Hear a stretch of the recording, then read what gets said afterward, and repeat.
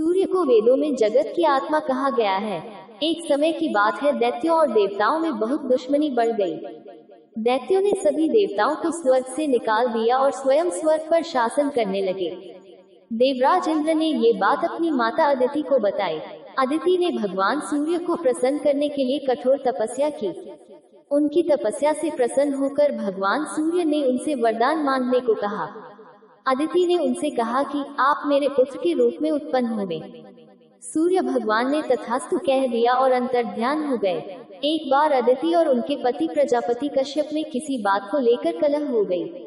अदिति उस समय गर्भवती थी। प्रजापति कश्यप ने उनके गर्भ में पल रहे बालक को मृत कह दिया। उसी समय अदिति के गर्भ से एक तेज पूंज निकला और भगवान सूर्य प्रकट हुए और कहा कि आप दोनों इस पूंज का पूजन प्रतिदिन करें। समय आने पर इस पूंज से एक पुत्र रत्न जन्म लेगा और आपके दुखों को दूर करेगा। अदिति और प्रजापति कश्यप ने उस पूंज का पूजन प्रतिदिन किया और उस पूंज से एक पुत्र ने जन्म लिया।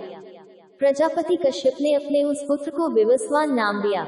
देवासुर संग्राम में सभी दैत्य विवस्वान के तेज को देखकर भाग खड़े हुए। ब्रह्मवैवर्त पुराण में वर्णित एक कथा के अनुसार कश्यप प्रजापति के प्रपौत्र माली और सुमाली थे। सुमाली ही रावण का नाना हुआ। दोनों ने महादेव की तपस्या की और उनसे वर मांगा कि वे सदा उनकी रक्षा करेंगे। इस पर महादेव ने उन्हें ये वर दे दिया। एक बार उन्होंने सूर्यदेव को युद्ध के लिए ललकारा। सूर्य उन्हें परास्त करने लगे, किंतु उन दोनों राक्षसों ने महादेव का स्मरण किया तो भगवान शंकर वहां प्रकट हुए और अपने त्रिशूल से सूर्यदेव पर प्रहार किया, जिससे सूर्यदेव अपनी चेतना खो बैठे। कश्यप प्रजापति को जब इस बात का पता चला तो अपने पुत्र को चेतनाहीन देखकर उन्होंने भगवान शंकर को श्राप दिया कि तुमने आज जिस तरह मेरे पुत्र को चेतनाहीन किया है, एक दिन तुम अपने इसी त्रिशूल से अपने ही पुत्र का मस्तक काट दोगे। इसी श्राप ने भगवान शिव से उनके पुत्र गणेश का मनुष्य रूप वाला मस्तक कटवाया।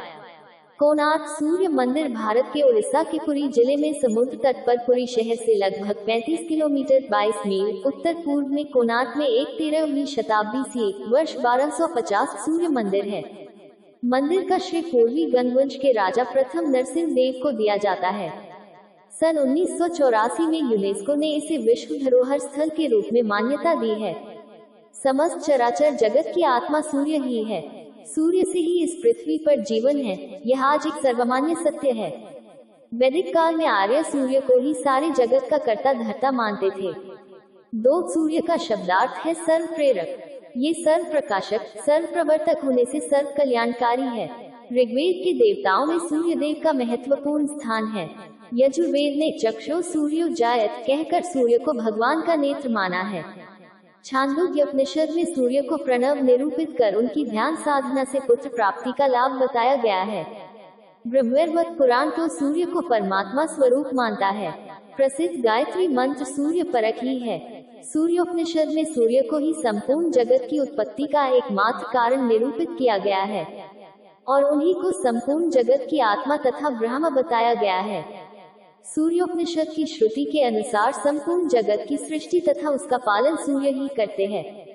सूर्य ही संपूर्ण जगत की अंतरात्मा है।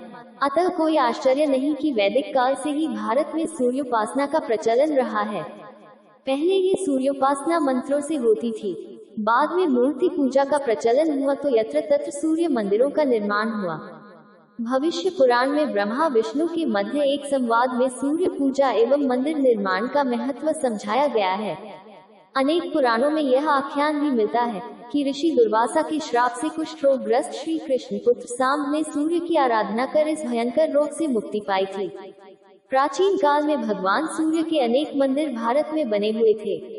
उनमें आज तो कुछ विश्व प्रसिद्ध हैं। वैदिक साहित्य में ही नहीं, आयुर्वेद, ज्योतिष, हस्तरेखा शास्त्रों में सूर्य का महत्व प्रतिपादित किया गया है।